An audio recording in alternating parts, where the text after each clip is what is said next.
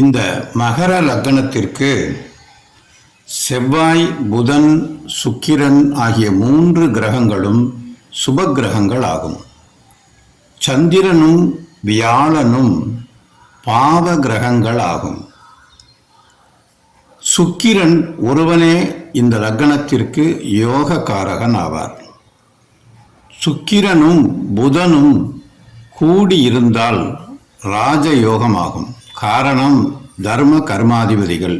எனவே சூரியன், சனி இந்த 2 கிரகங்களும் இந்த லக்னத்தாரை கொல்லாது.